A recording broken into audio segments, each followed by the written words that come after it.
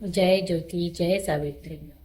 महात्मा ज्योतिराव फुले यांच्या द्विशताब्दी वर्षानिमित्त सावित्रीबाई फुले यांच्यावरील 200 कविता आम्ही सावित्रीच्या लेखी आपल्यासमोर घेऊन आलो आहोत.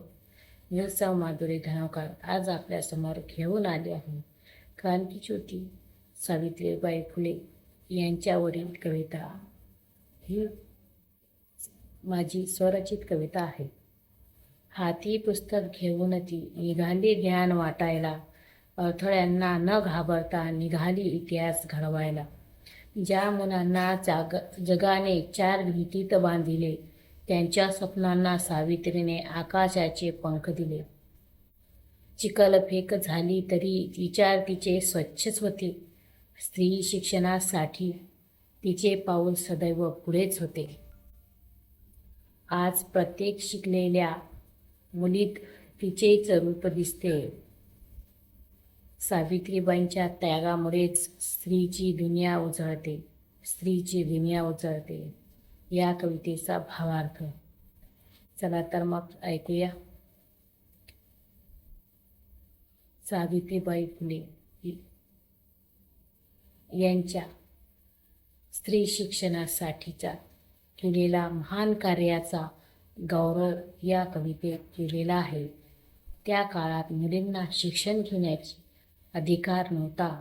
समाजाचा विरोध, अपमान आणि त्रास सहन करूनही सावित्रीबाईंनी मुलींना शिक्षण देण्याचे कार्य थांबवले नाही. त्यांनी मुलींच्या हातात पुस्तक दिले आणि त्यांच्या आयुष्यात ज्ञानाची नवीन पहाट आणली. त्यांच्या त्यागामुळे आज मुलींना शिक्षण घेऊन स्वतःचे स्वप्न पूर्ण करण्याची संधी मिळत आहे. आज प्रत्येक शिकलेल्या मुलीत सावित्रीबाईंच्या संघर्षाचे प्रतिबिंब दिसते. म्हणूनच त्यांचे कार्य आणि विचार आपण सदैव जपले पाहिजे. दूर केला आणि अज्ञान प्रकाश पसरला पाहिजे.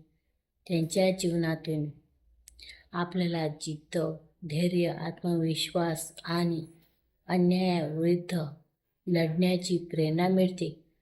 शिक्षणाला आपली ताकद बनवून प्रत्येकाने आपली स्वप्ने पूर्ण करण्यासाठी प्रयत्न करावे, हाच या कवितेचा भावार्थ आहे.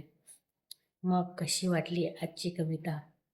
लाईक सावित्री न्यूज इंडिया चॅनलला नक्कीच भेट द्या व लाईक आणि शेअर करायला विसरू नका. धन्यवाद.